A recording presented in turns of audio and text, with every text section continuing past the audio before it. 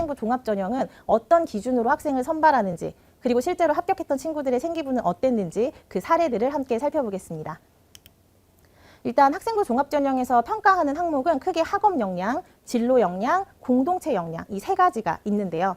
이 세 가지를 모두 다 모든 대학에서 동등한 비율로 보지는 않습니다. 학교마다 그리고 전형마다 비중이 조금씩 달라요.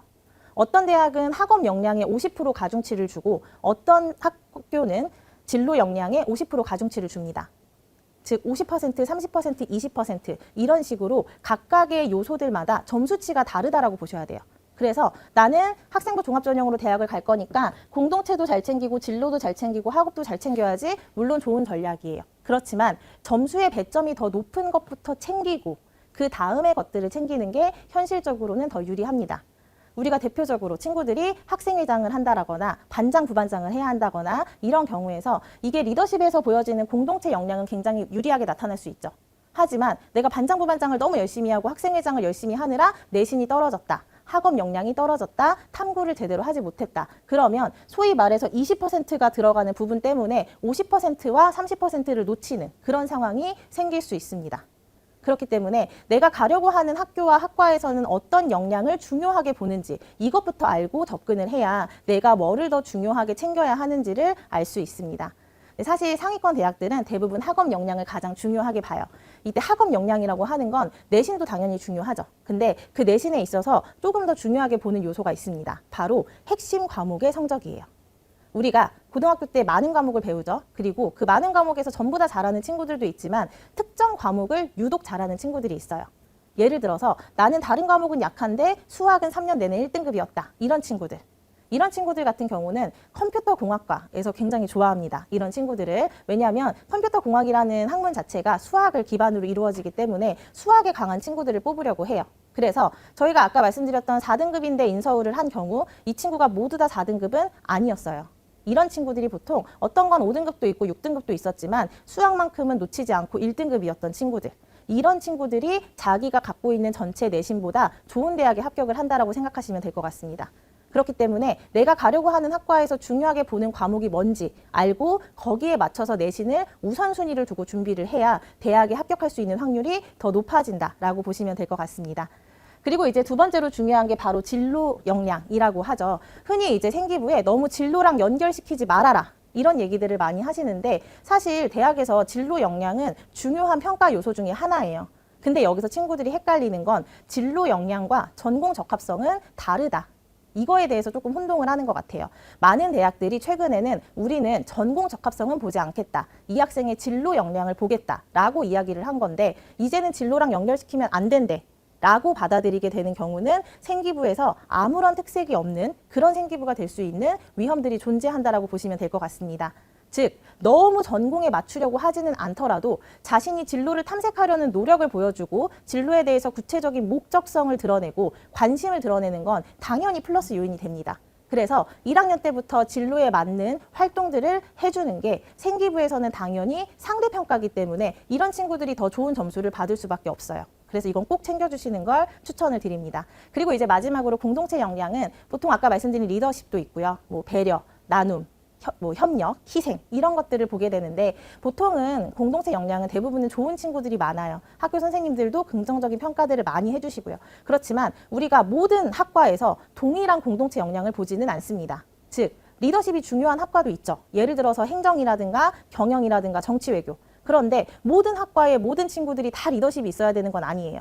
협력이 더 중요한 학과도 있고 배려나 나눔이 더 중요한 학과도 있습니다. 그래서 자신이 가려는 학과에서 어떤 인재를 요구하는지 알고 거기에 맞춰서 준비를 하는 게 더 효과적입니다. 그리고 최근에 중요한 변별 요소 중 하나는 바로 출결이에요. 여러분들이 꼭 염두해야 되는 거, 출결을 가볍게 여기면 안 됩니다. 우리가 코로나 시절에는 뭐 병결이 15개씩도 있었고 10개가 넘어가는 친구들이 수두룩했지만 지금은 그게 전혀 허용이 안 되는 상황이에요. 실제로 지금 많은 대학들이 입시에 있어서 출결을 굉장히 중요한 배점을 두고 있습니다. 그렇기 때문에 웬만해서는 출결에서 점수가 깎이지 않게 하는 거, 이거는 꼭 신경을 써줄 필요가 있습니다. 자, 그래서 조금 더 자세히 살펴보면 아까 말씀드렸던 학업 역량에서는 일단 지원 전공과 관련된 교과목을 잘하면 잘할수록 유리하다라고 말씀을 드렸죠. 이게 이제 반대로 가면 힘든 거예요. 예를 들어서 내가 좋아하는 거는 컴퓨터인데 내가 가장 힘들어하는 과목이 수학이라면 대학에 가는 길이 조금 힘들어지겠죠. 반대로 나는 정확한 진로는 없는데 좋은 대학에 가고 싶다면 이거를 잘 활용해 보시는 것도 방법입니다. 자신이 제일 잘하는 과목을 찾아서 그 과목을 핵심 과목으로 봐주는 학과를 적극적으로 탐색하고 공략했을 때 합격할 수 있는 확률이 더 높아진다. 이렇게 보시면 될 것 같습니다. 그리고 사실 제일 중요한 것 중에 하나가 탐구력이에요. 지금 대학에서 학업 역량을 볼 때 제일 중요한 건 얼마나 이 학생이 특정 분야에 대해서 깊이 있게 조사하고 분석하고 심화적으로 탐구했느냐. 이게 중요합니다. 그래서 자유전공을 쓰는 친구들이 있어요. 나는 대학에 가서 진로를 결정하겠다. 이런 친구들도 이 탐구력이라고 하는 거는 보여져야 해요. 나는 자유전공이니까 아무것도 안 하고 그냥 학교에서 시키는 것만 열심히 해야지. 이런 게 아니라 자유전공이라면 더욱더 다양한 분야에 대한 융합적인 지식들, 심화탐구 역량들 이런 게 드러나야 된다라고 생각을 하시면 될 것 같습니다. 그리고 아까 말씀드렸죠. 제가 선택교과 진짜 중요하다고. 지금은 진로 역량에서도 진로 선택 교과를 또 봐요. 그래서 아까 말씀드렸던 예를 들어 공대를 가겠다. 나는 공학 계열을 가겠다. 근데 물리를 안 듣겠다. 이거는 사실상 대학에 가는 길이 굉장히 힘들어지는 길이라고 보시면 될 것 같습니다. 대부분의 공대는 물리, 화학을 필수로 요구해요. 근데 우리 친구들 누구나 물리 어렵죠. 화학도 어렵습니다. 점점 어려워지는 과목이 맞아요. 그런데 그럼에도 불구하고 대학은 어려운 걸 알지만 어려운 걸 해내려고 노력한 친구들과 어려운 걸 피해가려고 한 친구들 사이에서 전자를 선호합니다. 그러니까 선택 과목을 고를 때 너무 겁내고 망설이지 말고 내가 그 과목을 어떻게든 해내겠다라는 의지로 대학에서 권장하는 과목들은 꼭 듣는 것을 추천을 드립니다. 자, 그리고 말씀드렸던 이 공동체 역량이라고 하는 거는 공동체 속에서 내가 어떤 가치를 보여줬는가 이런 것들이 중요한데 사실 이게 뒷받침이 되려면 뭔가 근거가 있어야 돼요. 공동체 역량이라고 해서 이 학생이 진짜 좋은 학생인데요. 정말 착하고 배려심도 뛰어나고 친구들과 관계도 좋고 다 좋습니다. 그런데 그에 대한 근거가 하나도 없다면 그건 평가가 될 수 없어요. 그래서 공동체 역량을 드러내고 싶다면 구체적인 사례가 있을수록 좋습니다. 예를 들어서 전학을 온 친구가 학교 생활에 힘들어할 때 내가 먼저 다가가서 손을 내밀어줬다. 이런 식의 아주 사소한 에피소드도 괜찮아요. 자신의 공동체 역량을 드러낼 수 있는 사례가 들어가는 게 유리합니다. 도대체 어떤 친구들이 합격을 하는지 그 사례를 좀 보면서 설명을 드리도록 할게요. 일단 우리가 대학에서 보는 이 생기부의 기준은 아주 어려운 내용, 너무너무 전문적인 내용, 정말 교수님들이 아주 관심을 가질 만한 심화적인 내용 이런 것만을 좋아하는 게 절대 아니에요. 사실 우리가 아무리 고등학교 생활에서 어려운 주제를 다룬다고 해도 그게 학생이 소화하지 못하는 내용이라면 교수님들의 입장에서는 당연히 좋은 평가를 주시기가 어렵습니다. 그리고 그걸 누구보다 잘 알고 있는 분들은 교수님이죠.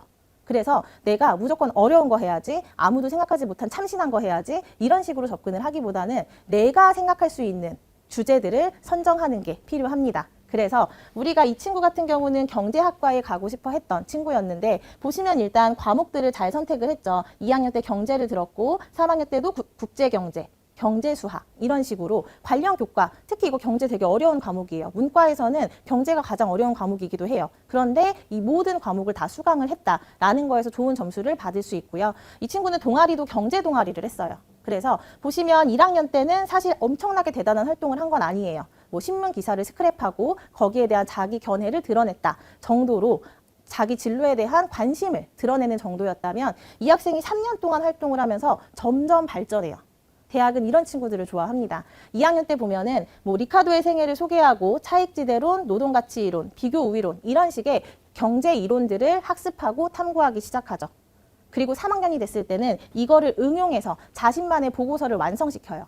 이렇게 점점 좋아지는 친구들. 학년이 올라갈수록 발전하는 친구들, 즉 심화되는 친구들이 종합전형에서는 더 유리하다라고 생각을 하시면 될 것 같습니다.